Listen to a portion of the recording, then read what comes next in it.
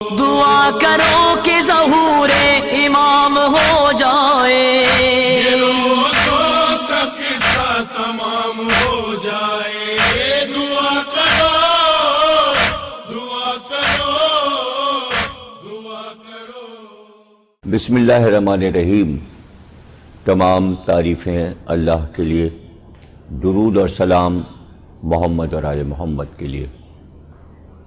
انتظار امام مہدی پر ہم پروگرام کر رہے ہیں، اور یہ مسلسل ہر ہفتے یہ پروگرام پیش کیا جاتا ہے، اور اس میں ہم آنے والی تقریروں میں بھی بتائیں گے کہ انتظار مہدی کا فلسفہ کیا ہے، اور امام کے بارے میں بھی تفصیلات ہم بتائیں گے۔ آپ کی پوری سوانح حیات پر بھی ہم گفتگو کریں گے، اور آپ کی آمد، آپ کا ظہور دنیا میں، آپ کا آنا، اس کے بعد آپ کی بچپن سے لے کر جوانی تک کے واقعات، یہ سب ہم بیان کریں گے۔ لیکن ہم شروع میں چاہتے یہ ہیں کہ پہلے ذہنوں میں یہ عقیدہ پختہ ہو جائے کہ انتظار کا عقیدہ کیا ہے۔ اللہ کی طرف سے انتظار رکھا گیا ہے۔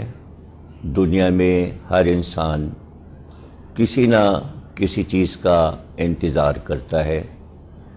انتظار قدرتی طور پر اور شعوری طور پر انسان انتظار کرنے پر مجبور ہے، اور عقیدوں میں انتظار کے بہت سے عقیدے ہیں۔ جب وہ سمجھ میں آ جائیں گے تو انتظار امام مہدی بھی ہمارے سمجھ میں آ جائے گا۔ آپ دیکھتے ہیں کہ ہر مہینے چاند دیکھنے کے لیے ایک کمیٹی حکومت پاکستان کی طرف سے عرصہ دراز سے بنی ہوئی ہے، اور ان کی طرف سے چاند کا اعلان ہوتا ہے۔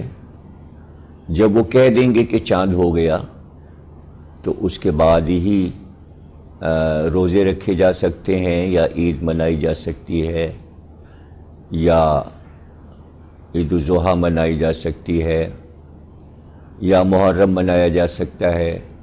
اسی طرح رجب اور شعبان کے چاند بھی ہیں۔ لیکن اللہ نے یہ سلسلہ رکھا ہے کہ چاند 29 کا بھی ہوگا اور 30 کا بھی ہوگا۔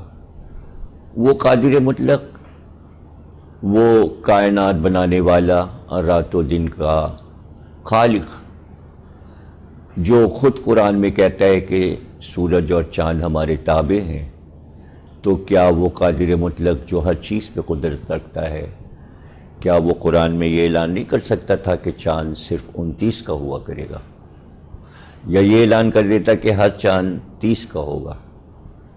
ایسا کیوں رکھا اللہ نے کہ قرآن میں یہ آیت اللہ نے اپنے پیغمبر پر اتاری کہ دیکھو کبھی روزے 29 ہوں گے اور کبھی 30 ہوں گے۔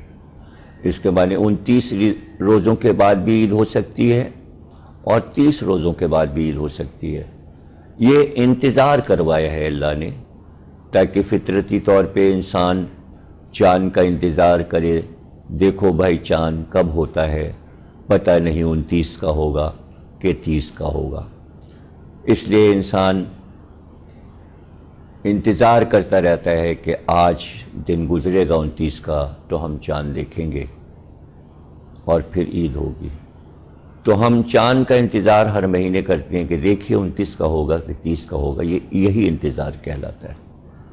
تو اسی طرح ہم شادیوں کے بعد اس مبارک گھڑی کا انتظار کرتے ہیں۔ پہلے تو کچھ شادی کو لے لیجئے آپ، کہ شادیوں کا انتظار ماں باپ کو ہوتا ہے اپنی اولاد کو دیکھ کر کہ ہمارا بیٹا کب جوان ہوگا اور ہم کب اس کی شادی رچائیں گے، یہ بھی انتظار ہے۔ اور اس کے بعد پھر اولاد کی تمنا کون نہیں کرتا، تو انتظار ہوتا ہے کہ دیکھیے کب یہ مبارک گھڑی آئے کہ نسل بڑھے، اور پھر یہ بھی انتظار ہوتا ہے پتہ نہیں بیٹا ہوگا کہ بیٹی ہوگی۔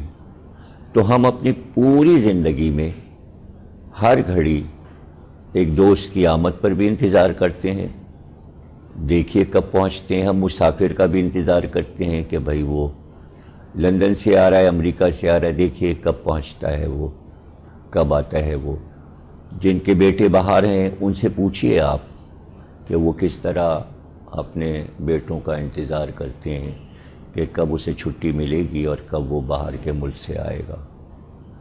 یہ سب انتظار کے فلسفے ہیں۔ اسی طرح اللہ نے یہ فلسفہ بھی رکھا کہ امام کو غیبت میں رکھ کر تمام امت سے یہ کہا کہ اب انتظار کرو کہ کب آئے گا تمہارا امام۔ وہ تمام باتیں پیغمبر اسلام نے بیان کر دی تھیں کہ آخری ہمارا نائب جو ہوگا، جو 12واں ہوگا، وہ اللہ کے حکم سے غیب میں رہے گا اور پھر اللہ ایک دن اس کو ظاہر کرے گا۔ یہاں تک آپ نے حدیثیں فرمائیں کہ وہ اتنے دن پوشیدہ رہیں گے، غیب میں رہیں گے کہ لوگ یہ تک کہنے لگیں گے کہ اب مہدی نہیں آئیں گے، اور لوگ ان کی آمد سے مایوس ہو جائیں گے۔ لیکن جو سچے دل والے مومن ہوں گے وہ انتظار کر رہے ہوں گے کہ انہیں آنا ہے اور وہ ضرور آئیں گے۔ اور پھر اس کے بعد پیغمبر نے یہ بھی فرمایا، بے شمار حدیثیں پیغمبر کی امام مہدی کے بارے میں ہیں۔ یہ بھی فرمایا کہ اگر قیامت میں ایک دن بھی رہ جائے گا تو اللہ اس دن کو اتنا بڑا کر دے گا کہ جب تک مہدی نہ آ جائیں قیامت کا کوئی سوال ہی نہیں پیدا ہوتا۔ پہلے ان کی آمد ہے اور اللہ نے ظاہر ہے کہ اپنے حکم سے ان کو پوشیدہ رکھا ہے۔ اب رہ گیا دیکھیے یہ مسئلہ ہے کہ ہم یہ بھی دیکھیں گے اپنی آنے والی تقریروں میں کہ قرآن میں کہاں کہاں امام مہدی کا ذکر ہے، وہ بھی ہم بتائیں گے، اور یہ بھی بتائیں گے کہ حدیثوں میں کہاں کہاں امام مہدی کا ذکر ہے، اور ہم ان کتابوں کے بارے میں آپ کو بتائیں گے کہ جو انگلینڈ میں اور فرانس میں اور امریکہ میں امام مہدی پر انگریزوں نے کتابیں لکھی ہیں، غیر قوم والوں نے لکھی ہیں، اس کے بھی حوالے دیں گے ہم۔ اور ہم آپ کو آج کی حد تک اس پروگرام میں یہ بتانا چاہتے ہیں کہ یہ عقیدہ اگر کوئی سمجھ رہا ہے کہ کسی ایک گروہ یا ایک مکتبہ فکر کا عقیدہ ہے امام مہدی کا، تو وہ غلط سمجھتا ہے۔ پورے عالم اسلام جو بھی نبی کا کلمہ گو ہے، اگر آپ 72 فرقوں کو بھی لے لیں تو اس میں بھی آپ دیکھیں گے کہ کوئی مسلمانوں کا مکتبہ فکر ایسا نہیں ہے کہ جو امام مہدی کا انتظار نہ کر رہا ہو، اور اگر وہ نہیں جانتا اس کے بارے میں تو اس کے معنی تمام کتابیں نہیں پڑھی ہیں، اس لیے ایسا ہے۔ دعا کرو کہ ظہور امام ہو جائے، یہ دوست کا قصہ تمام ہو جائے۔